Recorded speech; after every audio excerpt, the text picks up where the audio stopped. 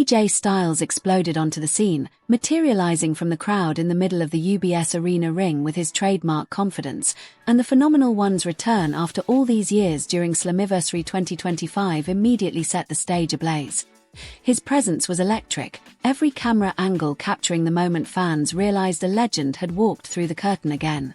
Gasping in disbelief as he raised his hands and let the roar wash over him, signaling that TNA meant business going forward, and that its future narrative would now forever carry the weight of his legacy.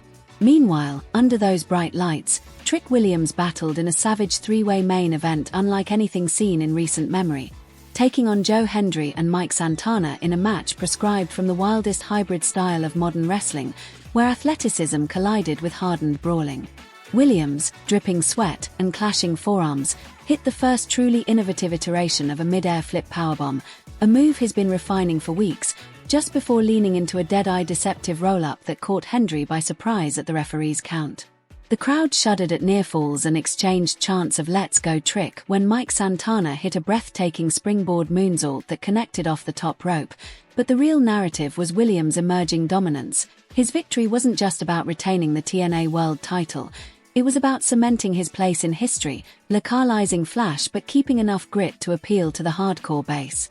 And that blend resonated across every social platform by the minute. AJ had planted seeds of hype around Leon Slater's potential, and on the same night Slater unleashed a fearsome tornado DDT on the ropes before launching into a textbook 450 splash to finish Moose in a display of agility and resilience. Slater's execution echoed on fan boards. Multiple users claimed he looked like a future world champion in that moment, a phrase that trended across wrestling Twitter, showing that the X-Division might be ascending toward mainstream reunion with TNA's revival arc. The women's division erupted when Jacy Jayne and Masha Slamovich collided in a winner-takes-all, Title 4 title war for both the Knockouts Championship and Masha's NXT Women's belt.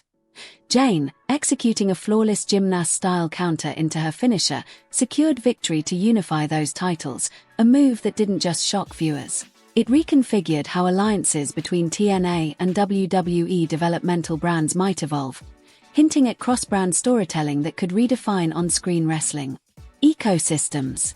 It wasn't just the matches, the live audience buzzed at every turn. Chants for AJ Styles filled pre-match interviews, murmurs of surprise when Jayne's theme hit, gasps when Slater soared, and shockwaves when Trick Williams collapsed exhausted but proud, holding up his belt like a soldier seeking validation. Even outside the ring, the pre-show match featuring Mustafa Ali vs Cedric Alexander added gritty narrative heat. Their technical, fast-paced exchange ended with Ali catching Alexander with a stunning heel-side 450 landed right on the apron. A brutal finish that ended with Alexander clutching his ribs and Ali staring down at him with a mix of exhaustion and recognition that a new hierarchy was forming. The tag division delivered nostalgia fused with mayhem as the Hardys returned in a chaotic four-way ladder match. With the Rascals, the Namath brothers, and rising duo Ferdollar T Dollar, every ladder bump resounded throughout the arena. Jeff and Matt pulled off their signature double frog splash from the top rope onto a sea of opposing wrestlers, and that moment, timed in the closing seconds, sparked delight not just from lifelong fans chanting "Delete, delete," but also from casual viewers stunned they'd still got it after all these years. Their victory signaled that TNA can still leverage legacy stars to elevate new talent and refresh its identity. Midcard highlights included the Elegance brand retaining the Knockouts tag team titles via a high-fly backslide pin on the Eye Inspiration, and a heated 8-man brawl pitting Matt Cardona and his faction against Darkstate.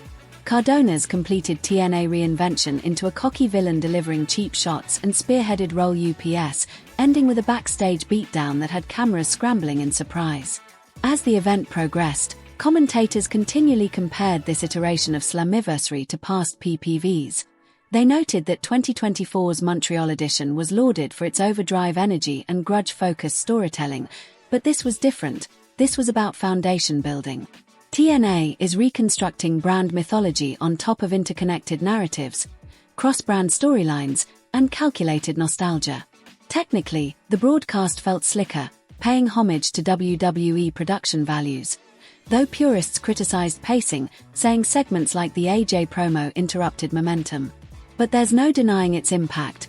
Digital communities lit up with threads like Slammiversary 2025 was the night TNA turned back into a top-tier alternative. Fan reactions varied. Some called Williams' win predictable but praised the execution. Others asked Jayne unified dropped, now what? While many remarked Slater could headline X-Division showcases soon. Tag bout analysis emphasized that the Hardys proving they still have it ensures TNA can oscillate between legacy and future talent. Predictions heading into the next major event, Bound for Glory or Unbreakable, start to crystallize. AJ Styles is locked in for a marquee match, potentially mentoring Slater or answering for Williams.